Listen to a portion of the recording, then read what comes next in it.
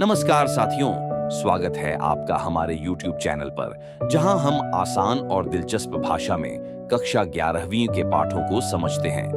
आज हम लेकर आए हैं हिंदी की कहानी नमक का दरोगा का पूरा विस्तार। ये कहानी है ईमानदारी की, आत्मसम्मान की और उस व्यक्ति की जो रिश्वत और दबाव के बावजूद अपने कर्तव्य पर अडिग रहता है। तो चलिए शुरू करते हैं। ये कहानी उस जमाने की है जब भारत में नमक बनाना और बेचना एक बड़ा मसला था। ब्रिटिश सरकार ने नमक पर भारी टैक्स लगा रखा था, जिसके चलते लोग चोरी छुपे नमक का व्यापार करने लगे। इस चक्कर में नमक विभाग के कई अधिकारी, खासकर दरोगा, रिश्वत लेकर मोटी कमाई करते थे। जो रिश्वत देता उसे छोड़ देते और जो नहीं देता उसे जेल में डाल देते। लेकिन इस कहानी का हीरो कुछ अलग था। चलिए मिलते हैं हमारे नायक से, मुंशी वंशीधर। मुंशी वंशीधर एक गरीब परिवार से थे। उनके पिताजी ने उन्हें नौकरी की तलाश में भेजते वक्त कहा, बेटा, ऐसी नौकरी ढूंढना जहां अच्छी खासी ऊपरी कमाई हो। मासिक तनख्वाह तो पूर्णमासी का चांद है, आता है और गायब हो जाता है। वंशीधर ने पिताजी का आशीर्वाद लिया और निकल पड़े। और किस्मत देखिए, उन्हें नमक विभाग में दरोगा की नौकरी मिल गई। उनके परिवार में खुशी की लहर दौड़ गई। वंशीधर की नियुक्ति जमुना नदी के पास नमक विभाग में हुई। एक रात जब सारे सिपाही और वंशीधर सो रहे थे, तभी गाड़ियों की आवाज से उनकी नींद खुली। अरे, इतनी रात को गाड़ियां? कुछ तो गड़बड़ है।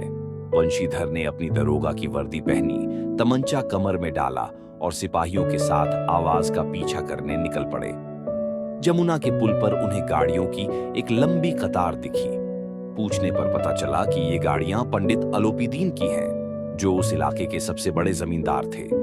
गाड़ियों में क्या था? नमक, चोरी का नमक, बिना टैक्स चुकाए। वंशीधर ने फट से सारी गाड़ियां रुकवा दी। पंडित अलोपीदीन मौके पर पहुंचे, बड़े रौब से बोले, दरोगा जी, हमारी गाड़ियां क्यों रोकी? हम तो आपके लिए भेंट लाए हैं। लेकिन वंशीधर तो ईमानदारी की मिसाल थे। उन्होंने गुस्से में कहा, हम नमकहराम नहीं हैं जो 2 कौड़ी के लिए अपना ईमान बेच दें। पंडित जी ने पहले 1000 रुपये की रिश्वत ऑफर की, फिर 1 लाख की, लेकिन वंशीधर टस से मस न हुए। उन्होंने सिपाहियों को आदेश दिया, पंडित अलोपीदीन को गिरफ्तार करो। पंडित जी को ऐसी बेइज्जती पहले कभी नहीं हुई थी। सिपाही हथकड़ी लेकर आगे बढ़े तो पंडित जी तो वहीं बेहोश हो गए। बाद में जब मामला अदालत पहुंचा तो नमक विभाग के सारे कर्मचारी पंडित जी के पक्ष में बोलने लगे। वंशीधर के पास सच के सिवा कुछ नहीं था।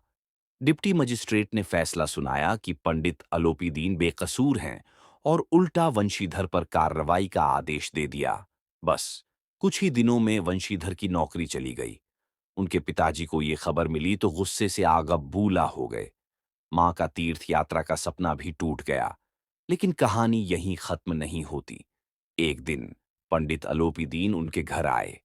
वंशीधर के पिताजी ने माफी मांगी, लेकिन पंडित जी ने हंसते हुए कहा, मैंने कई भ्रष्ट लोग देखे, लेकिन आपके बेटे जैसा ईमानदार इंसान नहीं देखा।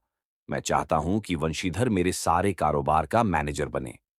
पंडित जी ने एक कॉन्ट्रैक्ट पेश किया, 6000 रुपये महीना, रहने को बंगला, घोड़ा और नौकर। वंशीधर की आंखों में आंसू आ गए और उनके पिताजी खुशी से झूम उठे। वंशीधर को अपनी ईमानदारी पर गर्व हुआ। तो दोस्तों, नमक का दरोगा हमें सिखाती है कि ईमानदारी का रास्ता मुश्किल हो सकता है, लेकिन आखिर में जीत उसी की होती है। मुंशी प्रेमचंद ने इस कहानी के जरिए भ्रष्टाचार और सामाजिक अन्याय को उजागर किया और बताया कि सच्चाई की ताकत सबसे बड़ी है।